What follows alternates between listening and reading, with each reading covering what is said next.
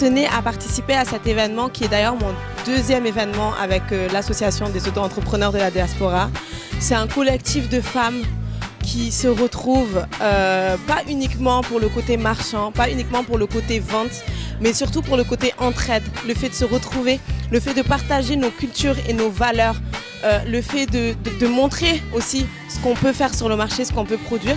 Aujourd'hui, si j'ai décidé de prendre ce stand-là, qui est peut-être à l'honneur de Djange Baïka ou même à l'honneur de la femme qui entreprend, c'est tout simplement pour donner donner de la force à cette association et tout simplement mettre en valeur l'auto-entrepreneuriat au féminin.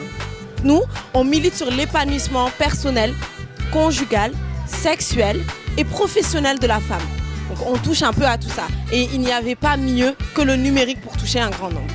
Moi-même, je suis passée comme toutes ces jeunes femmes-là par cette phase où je me posais des questions. Je me demandais comment faire pour répondre à ces questions. Et quel meilleur moyen que d'être une femme moi-même, une jeune femme qui venait de rentrer dans le monde du mariage et de venir conseiller en fait des personnes qui, comme moi, ont eu des appréhensions, ont eu des doutes ou tout simplement elles n'ont pas pu s'adresser directement et frontalement à une personne qui leur parlera de sexualité directement. On sait qu'aujourd'hui, en Afrique de l'Ouest, chez nous, c'est très tabou de parler de sexualité. En Afrique même, dans son entité, c'est très compliqué. Quand on en parle, c'est entre copines, en catimini, on n'ose pas en parler à nos aînés, etc.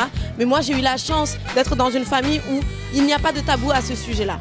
Il faut communiquer. Pour eux, en fait, j'ai été éduquée dans la communication. Parlons-en pour qu'elles soient sensibilisées sur ça. Et pour elles, en fait, c'est le meilleur moyen de ne pas aller faire n'importe quoi dehors. Donc pour moi, c'était important de venir partager cette ressource-là qu'on m'avait attribuée au plus grand nombre, aux jeunes filles, aux mamans, des personnes qui sont dans ce milieu-là et qui ne connaissent pas du tout leur sexualité, et ça existe.